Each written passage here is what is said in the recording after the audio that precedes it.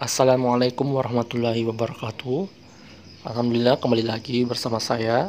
Semoga teman-teman sekalian tetap sehat selalu dan semoga kesehatannya tetap terjaga sehingga bisa melakukan berbagai macam aktivitas dalam kesehariannya, terkhusus pada hal perkuliahan ya teman-teman sekalian. Pada kesempatan ini kita akan membahas sedikit materi terkait sistem kardiovaskular. Tentunya ini sistem kardiovaskular pada manusia, baik pada perempuan maupun pada laki-laki. Jadi sistem kardiovaskular itu ya pada prinsipnya terdiri atas jantung, pembuluh darah, dan saluran limfa. Sistem ini berfungsi untuk mengangkut oksigen, nutrisi, dan zat-zat lain untuk didistribusikan ke seluruh tubuh serta membawa bahan-bahan hasil akhir metabolisme untuk dikeluarkan dari tubuh. Ya, jadi sistem kardiovaskular itu mengangkut oksigen dan nutrisi-nutrisi lain diedarkan ya ke seluruh tubuh. Selain daripada itu, sistem kardiovaskular itu juga membawa bahan-bahan hasil akhir metabolisme yang akan disekresikan atau dikeluarkan dari tubuh. Untuk letak daripada jantung itu sendiri ya, itu terletak dalam rongga mediastinum dari rongga dada di antara kedua paru-paru. Nah, teman-teman bisa melihat ya di sini di gambarnya itu berada di antara dua paru-paru. Terus bagian depannya itu dilindungi oleh sternum dan tulang iga. Selanjutnya adalah bagian sampingnya itu berhubungan dengan paru-paru dan facies mediastinalis. Selain itu, dinding belakang jantung itu ya berhubungan dengan mediastinum posterior esophagus, terus berhubungan juga dengan aorta descendens, vena azygos, dan columna vertebrata thoracalis. Dan untuk bagian bawahnya itu berhubungan dengan diafragma ya di bagian sini. Seperti itu. Nah, untuk lebih jelasnya teman-teman bisa melihat secara detail ya pada gambar ini. Jantung itu diapit oleh paru-paru kiri dan paru-paru kanan, kemudian berada di atas diafragma dan dia itu dilindungi oleh tulang iga dan sternum. Nah, untuk strukturnya sendiri itu berukuran lebih besar daripada satu kepalan tangan. Artinya setiap orang itu memiliki ukuran jantung yang berbeda-beda tergantung dari kepalan tangannya ya. Ini maksudnya dalam kondisi normal. Nah, beratnya itu sekitar 7 hingga 15 ons ya, atau 200 hingga 425 gram. Dan jantung itu mampu memompa lebih atau sekitar 100.000 kali, yaitu memompa darah sampai dengan 7.500 lebih ya liter. Nah, jantung bagian kanan itu menerima darah yang tidak teroksigenasi, sedangkan bagian kirinya itu menerima darah dari teroksigenasi. Seperti itu. Jadi maksudnya menerima darah yang teroksigenasi yaitu ya maksudnya yang sebelah kanan ya teman-teman. Jadi yang sebelah kanan itu menerima darah yang tidak teroksigenasi dari vena cava superior dan vena cava inferior, kemudian mengalirkannya ke pulmonal untuk proses oksigenasi. Sedangkan pada bagian kirinya itu akan menerima darah ya yang teroksigenasi ya, dari paru-paru melalui vena pulmonalis untuk selanjutnya diedarkan ke seluruh tubuh melalui aorta. Jadi yang kiri itu ya dia itu menerima darah yang mengandung oksigen. Terus yang kanannya itu yang mengandung karbon dioksida yang akan dikeluarkan dalam proses ekspirasi. Ya, ini merupakan perikardium atau lapisan pembungkus jantung. Jadi jantung itu dilapisin ya, ada pelapisnya yang namanya adalah perikardium. Nah, perikardium ini tersusun oleh membran fibroserosa dan permukaan pembuluh-pembuluh darah yang besar. Nah, perikardium ini tersusun oleh dua lapisan ya, yaitu fibrosa yang merupakan lapisan luar yang sifatnya keras. Kemudian yang selanjutnya adalah tersusun oleh perikardium serosa ya yang merupakan lapisan bagian dalam. Dan untuk perikardium serosa itu terdiri lagi atas dua bagian, yaitu ya, lapisan perikardium parietal dan lapisan perikardium visceral. Nah, untuk perikardium parietal itu ya merupakan permukaan bagian dalam perikardium fibrosa, sedangkan yang visceral itu melekat pada permukaan jantung. Ruang yang berada di antara perikardium parietal dengan visceral itu disebut dengan ruang perikardium.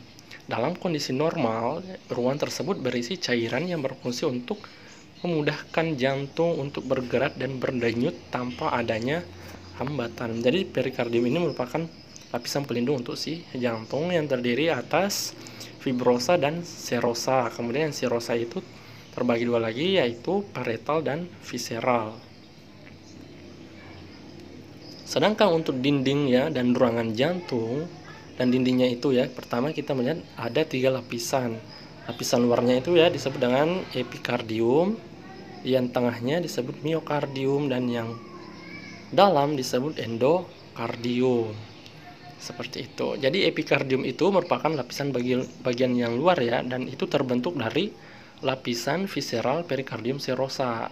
Sedangkan si miokardium itu lapisan yang terdiri dari otot jantung, dan endokardium ya yang merupakan lapisan dalam ya yang tipis itu tersusun dari jaringan ikat subendotelial yang juga menutupi katup jantung. Untuk lebih jelasnya teman-teman bisa melihat pada gambar ini, di mana epikardium itu ya bagian luar ya, terus si miokardium itu bagian tengah, ini dia, dan si endokardium adalah bagian dalam yang sangat tipis.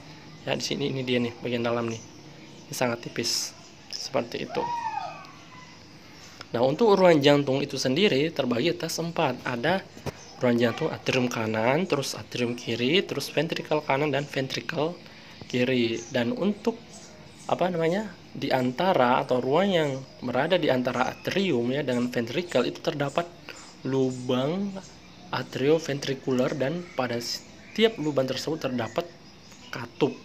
Teman-teman bisa melihat ya lebih detail pada gambar ya yang di sini. Jadi ya ruangan jantung itu terdiri dari 2 bagian, ada bagian kanan dan ada bagian kiri. Masing-masing bagian itu mempunyai 1 atrium dan 1 ventrikel, sehingga dalam jantung itu terdapat 4 ruang ya seperti yang telah disebutkan tadi. Nah, di antara atrium dengan ventrikel terdapat lubang atrioventrikular, dan pada setiap lubang itu terdapat katup. Nah, katup ini nanti juga akan kita bahas di slide selanjutnya. Nah, untuk si atrium itu ya merupakan rongga penerima yang akan memompa darah ke dalam ventrikel. Atrium kanan mendapatkan darah yang berasal dari vena cava superior dan vena cava inferior, sedangkan atrium kiri itu mendapatkan darah dari vena pulmonalis. Ventrikel merupakan ya, dan ventrikel itu merupakan rongga penerima darah dari atrium melalui sebuah katup. Ventrikel kanan akan mendapatkan darah dari atrium kanan untuk selanjutnya dipompa ke paru-paru melalui arteri pulmonalis. Sedangkan ventrikel kiri dia itu mendapatkan darah dari atrium kiri untuk selanjutnya dipompa ke seluruh tubuh melalui katup aorta. Ya, seperti itu. Perlu teman-teman ketahui ya bahwa otot jantung atau miokardium itu pada bagian ventrikel lebih tebal dibandingkan dengan pada bagian atrium, dan otot ventrikel kiri lebih tebal dibandingkan dengan otot ventrikel kanan. Hal ini karena otot ventrikel kiri mempunyai tugas untuk menghasilkan tekanan yang lebih besar dibandingkan otot bagian-bagian lainnya. Nah, ventrikel kiri itu bertugas untuk memompa darah ke seluruh tubuh, makanya ototnya itu gede karena memang tugasnya sangat besar juga. Misalkan kalau misalnya ini sama ya dengan yang ventrikel kanan ya, tentunya darah itu ya yang mengandung oksigen itu otomatis nggak kepompa keluar ya, mungkin kepompa tapi tidak begitu besar. Sedangkan darah itu darah yang mengandung oksigen itu harus dipompa yang begitu besar untuk memenuhi kebutuhan sel-sel yang ada di tubuh kita. Jadi teman-teman ya bisa melihat ya pada gambar ini, di sini ada misalnya pembuluh aorta yang gede, terus ada atrium kiri ya ada katup nanti ya di antara atrium ya dan ventrikel yang tadi ada katup itu. Terus si vena cava ya, pembuluh darah. Terus ada atrium kanan di sini, atrium kanan. Terus ventrikel kanan ya, bagian sini. Ya, di sini di tengah-tengahnya ada katup ya, teman-teman. Kayak seperti itu. Untuk lebih jelasnya teman-teman bisa memperhatikan lebih detail lagi ya pada gambar ini atau mempunyai gambar referensi yang lainnya. Nah, terus selanjutnya adalah katup jantung. Nah, katup jantung itu terdiri atas 4 katup. Yang pertama adalah katup trikuspid, terus katup mitral, yang ketiga adalah katup pulmonal, dan yang terakhir adalah katup aorta. Jadi jantung itu memiliki katup jantung atau klep jantung ya, yang menyerupai gerbang atau pintu satu arah yang terdapat pada jantung dan terbuat dari jaringan endokardium. Katup jantung itu terletak di antara 4 ruangan ya pada jantung dan pembuluh darah. Katup jantung berfungsi menjaga aliran darah yang berasal dari seluruh tubuh yang berada di dalam jantung maupun yang keluar dari jantung berjalan dengan lancar atau benar. Yang pertama adalah misalnya kita melihat katup trikuspid. Nah, itu terletak di antara serambi atau atrium kanan dengan ventrikel kanan. Pada katup ini, bila terbuka, itu akan membiarkan darah mengalir dari bilik kanan pada waktu jantung melakukan relaksasi dan menutup untuk mencegah darah mengalir kembali ke tubuh bila jantung melakukan kontraksi. Itulah fungsi daripada katup trikuspid. Terus yang kedua yaitu katup mitral, itu terletak di antara serambi kiri ya atau atrium kiri dengan ventrikel kiri. Nah, katup mitral ini berfungsi untuk mengontrol darah mengalir antara atrium kiri ke ventrikel kiri. Kemudian yang selanjutnya adalah katup pulmonal. Nah, ini terletak di atrium kanan dengan dia itu terletak di antara atrium kanan dan ventrikel dengan arteri pulmonaris atau pembuluh yang membawa darah menuju paru-paru untuk memperoleh oksigen. Nah, katup pulmonal ini berfungsi untuk mengontrol aliran darah dari bilik kanan atau atrium kanan ke arteri yang menyuplai darah ke paru-paru. Terus yang terakhir ya, katup aorta. Nah, itu terletak antara ya bilik kiri atau atrium kiri dengan aorta ya, atau pembuluh yang membawa darah berisi oksigen dari jantung ke seluruh tubuh ya, pembuluh darah yang besar. Nah, bila katup aorta terbuka, maka akan membiarkan darah mengalir ke tubuh, yaitu suatu jantung berkontraksi, dan tertutup bila jantung merelaksasi. Jadi ketika jantung berkontraksi itu artinya jantung memompa darah yang kaya oksigen keluar daripada jantung yang akan diedarkan ke seluruh tubuh oleh si aorta. Akan tetapi ketika berelaksasi artinya jantung itu diisi lagi oleh darah yang kaya akan oksigen. Selain daripada itu, ketika diisi ya tentunya pada bagian yang lainnya ya, sisi yang lainnya itu karbon dioksida yang diangkut dari seluruh darah menuju jantung itu akan masuk sehingga akan dikeluarkan seperti itu. Perlu teman-teman ketahui ya bahwa jantung orang dewasa itu berdetak 60 hingga 100 kali dalam tiap menitnya. Nah, detak jantung tiap orang tentunya berbeda-beda. Itu tergantung daripada usia, ya, jenis kelamin dan aktivitas-aktivitas yang dilakukan. Dan biasanya ya laki-laki itu memiliki detak jantung lebih banyak dibandingkan perempuan dalam setiap 1 menitnya. Misalnya juga orang dewasa akan memiliki detak jantung lebih banyak dibandingkan dengan anak kecil karena memiliki tubuh yang lebih besar. Selanjutnya adalah semakin aktif seseorang itu akan menyebabkan jantungnya berdetak lebih cepat untuk memompa darah yang membawa oksigen dan nutrisi makanan. Kita bisa melihat ya, orang yang melakukan aktivitas fisik atau yang melakukan olahraga itu denyut jantungnya itu akan semakin cepat. Artinya memang dia itu akan melakukan pemompaan darah ya yang berisi kaya akan oksigen dan nutrisi ke seluruh tubuh, karena tubuh lagi membutuhkan oksigen dan nutrisi karena pembakaran kalori sedang terjadi. Kita melihat di sini adalah mekanisme kerja jantung ya. Jadi pertama ya perlu teman-teman ketahui bahwa setiap ruang jantung itu akan mengendur ketika jantung berdenyut. Akibatnya ruangan jantung itu akan terisi darah ya. Inilah yang disebut proses diastol. Jadi ruangan jantung yang terisi darah itu adalah diastol. Darah akan dipompa keluar ketika jantung berkontraksi. Nah, itulah yang disebut dengan sistol. Serambi kanan dan serambi kiri atau ventrikel kanan dan ventrikel kiri itu akan merelaksasi dan berkontraksi secara bersamaan. Bilik kiri ya, bilik kanan dan bilik kiri atau atrium kanan dan atrium kiri itu juga akan berkontraksi dan berelaksasi secara bersamaan. Nah, terus kita melihat di sini ya, yang pertama salah satu mekanisme jantung, kerja jantung itu darah kotor. Artinya darah kotor di sini banyak yang mengandung karbon dioksida dan sampah-sampah metabolisme. Itu akan masuk ke serambi kanan jantung melalui vena cava atau pembuluh vena yang paling besar. Terus yang kedua adalah darah dalam serambi kanan dipompa menuju bilik kanan. Terus yang selanjutnya, darah dari bilik kanan dipompa menuju paru-paru melalui arteri pulmonalis atau pembuluh arteri dari jantung menuju paru-paru. Terus selanjutnya adalah terjadilah proses pembersihan darah di paru-paru dengan adanya pertukaran CO2 dengan O2 atau yang kita kenal dengan respirasi eksternal. Seperti itu. Terus selanjutnya adalah darah bersih ya, yang banyak mengandung oksigen yang berasal dari alveoli di paru-paru itu akan dipompa menuju dibawa dulu ke jantung, terus masuk ke serambi kiri jantung melalui vena pulmonalis ya. Jadi pembuluh vena dari paru-paru menuju jantung itu disebut dengan vena pulmonalis. Nah, darah dalam serambi kiri itu akan dipompa menuju bilik kiri. Selanjutnya, darah yang dalam bilik kiri akan dipompa ke seluruh tubuh melalui aorta atau pembuluh arteri yang paling besar. Seperti itu.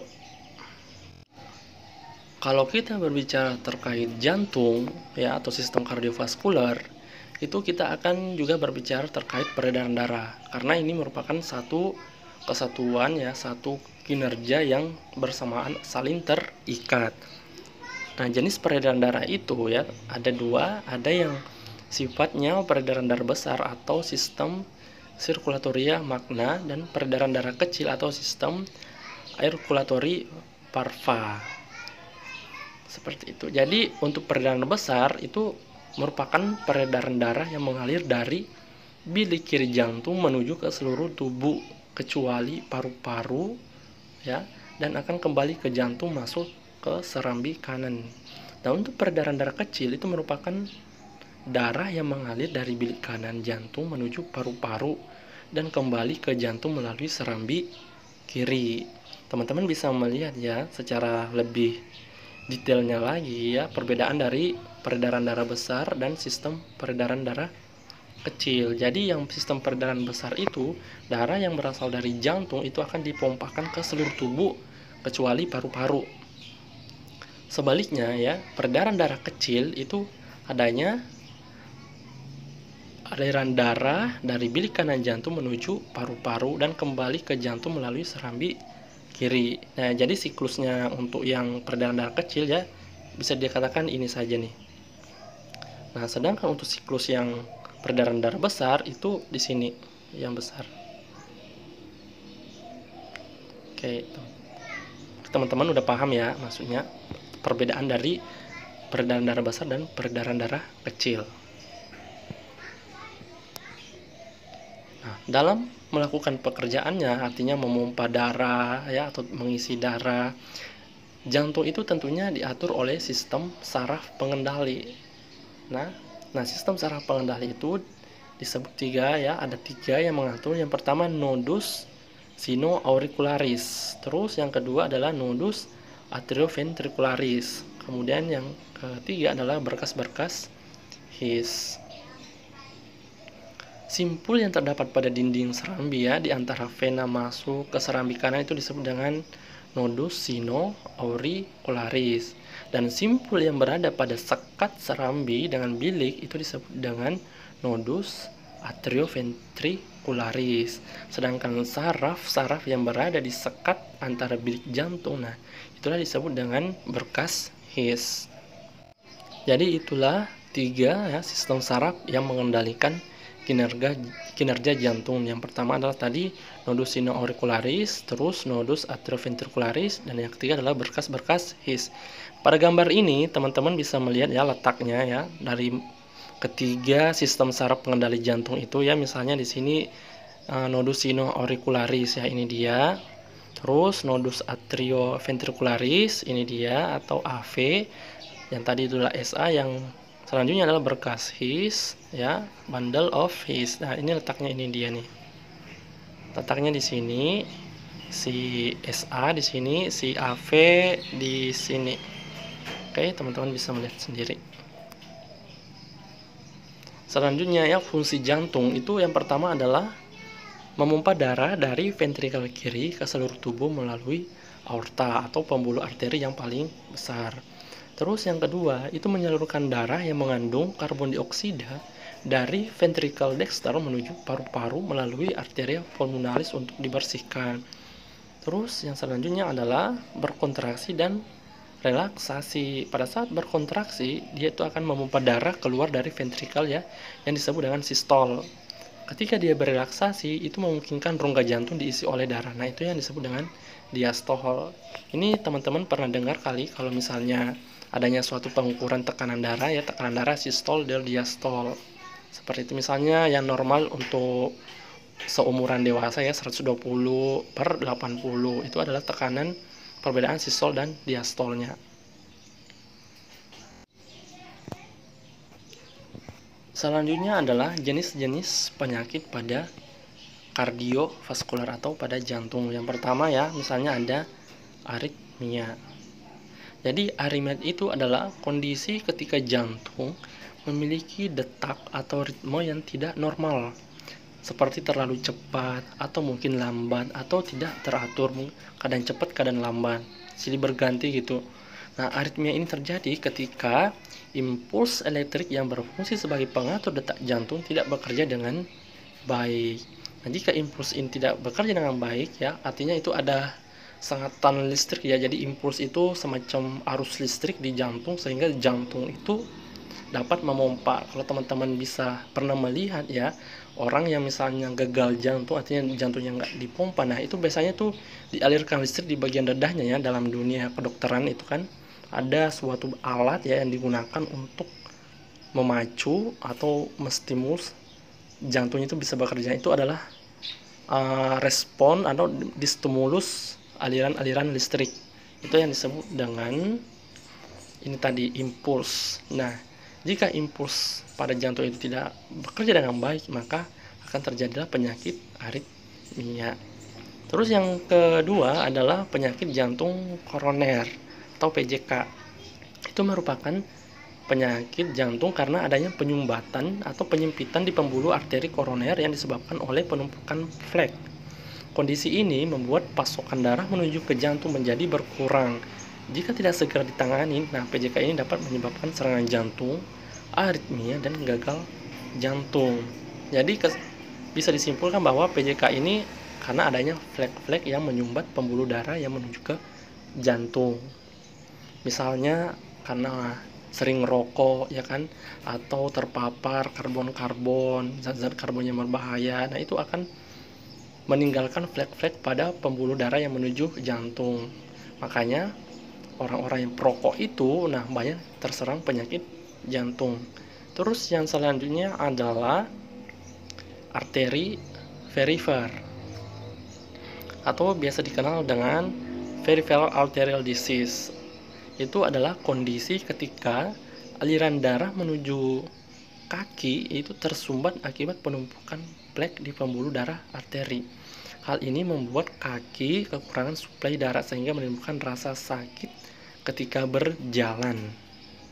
Ini dikhususkan untuk kaki ya, jadi efeknya itu bisa terasa di kaki. Terus yang selanjutnya adalah kardiomiopati. Itu merupakan penyakit gangguan pada otot jantung. Jadi yang diserang ini adalah otot jantung.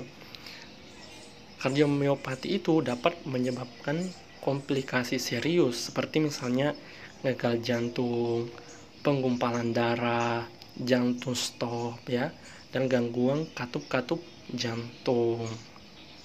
Itulah yang disebut dengan kardiomiopati. Terus yang selanjutnya adalah stroke. Nah, stroke ini penyakit yang terjadi ketika pasokan darah menuju otak itu terganggu akibat tersumbat atau pecahnya pembuluh darah. Tanpa pasokan darah yang cukup, nah otak itu tentunya tidak akan mendapatkan asupan oksigen dan nutrisi. Akibatnya sel-sel di otak akan rusak, sehingga dampaknya adalah misalnya orang itu nggak bisa gerakin tangannya atau kakinya itu karena saraf-sarafnya sudah rusak ya, yang di otak ya, yang menuju ke tangan atau kakinya. Nah, atau biasa dikenal dengan stroke. Kemudian yang selanjutnya adalah DVT atau deep vein thrombosis atau trombosis vena. Ini merupakan kondisi adanya gumpalan darah di pembuluh darah vena. Nah, biasanya kondisi ini terjadi di bagian paha dan betis.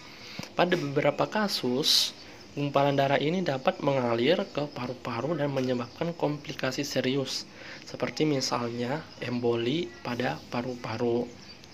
Jadi inilah merupakan 6 penyakit ya yang sering terjadi pada kardiovaskular karena adanya gangguan-gangguan yang menyebabkan proses aliran darah ke seluruh tubuh itu terhambat atau terganggu. Selain daripada penyakit-penyakit ini, tentunya masih ada juga penyakit-penyakit yang lainnya yang terkait dengan kardiovaskular.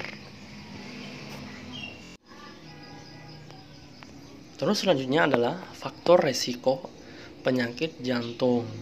Misalnya faktor resikonya itu adalah usia, kemudian berat badan atau obesitas ya.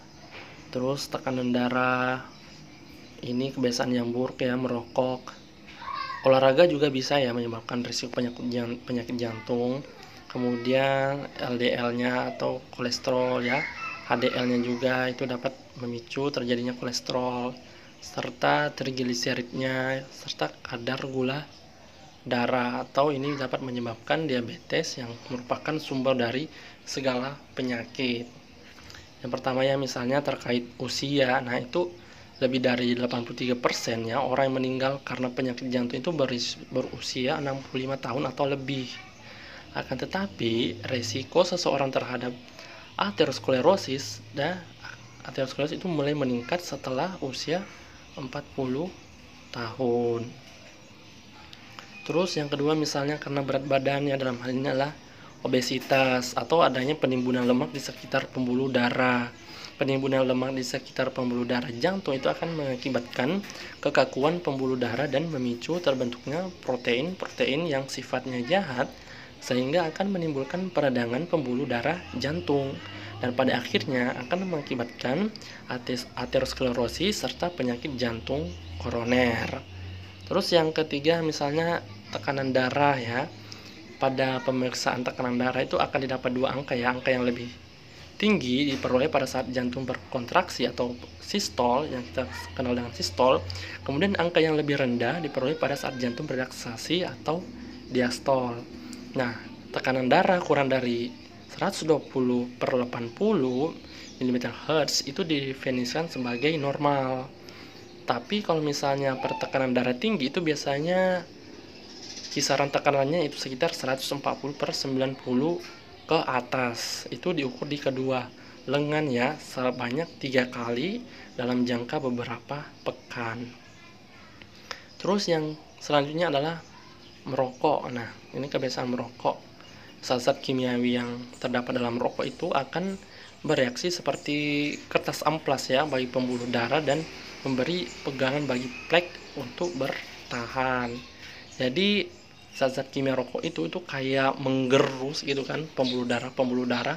Nah, ketika pembuluh darah ini sudah agak kasar, nah si flek-flek dari rokok itu sendiri atau mungkin dari hal-hal yang lain yang masuk ke tubuh kita, nah disitulah mereka akan menyangkut sehingga akan menumpuk, sehingga akan menyumbat pembuluh darah. Itulah asal muasal ya kenapa rokok itu dapat menyebabkan penyakit jantung. Terus yang selanjutnya adalah karena olahraga.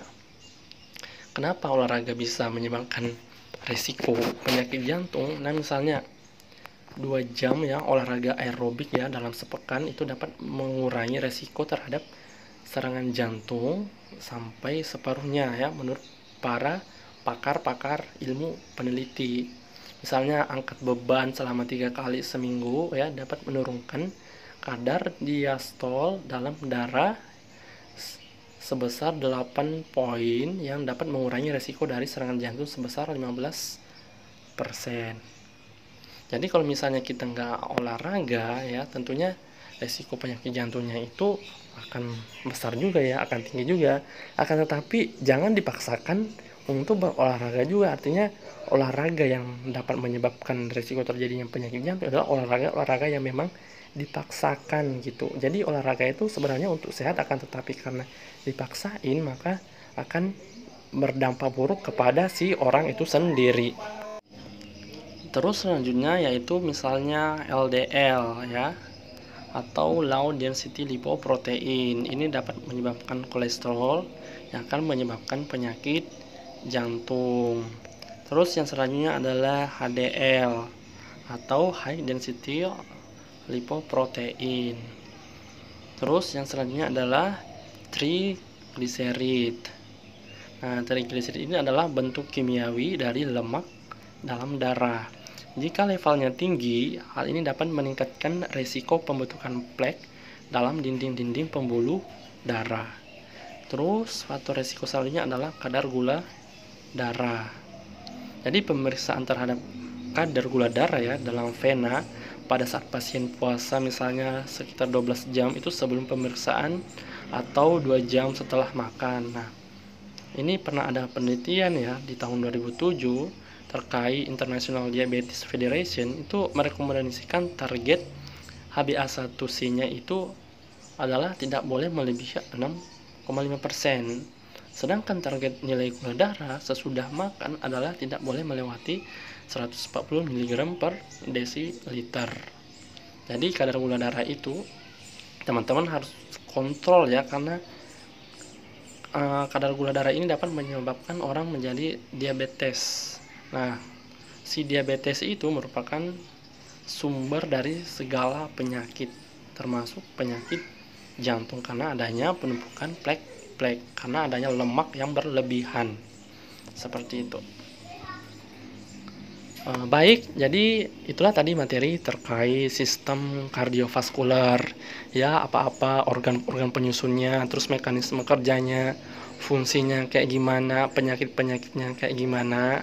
Semoga materi-materi yang disampaikan tadi dapat menambah ilmu dan wawasan ya, serta pengetahuan teman-teman sekalian, dan dapat memberikan manfaat atau realisasi ke depannya nanti jika benar-benar benar-benar dipahami atau benar-benar dipraktekkan terkait nih pada penyakit-penyakit ya tentunya. Nah, itu harus benar-benar diberikan sorotan atau diberikan suatu perhatian yang tinggi, berhubung karena penyakit-penyakit jantung itu sekarang itu tidak menyerang, artinya tidak begitu tertutup kemungkinan terjadi pada umur-umur di usia 40 tahun, di usia 30 tahun. Jadi itu benar-benar harus diperhatikan.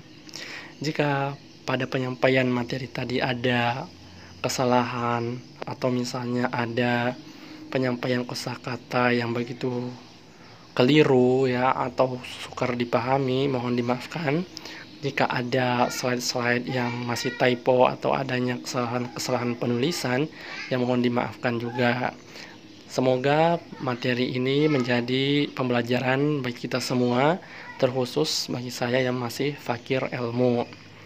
Sekian dan terima kasih. Saya tutup. Wassalamualaikum warahmatullahi wabarakatuh.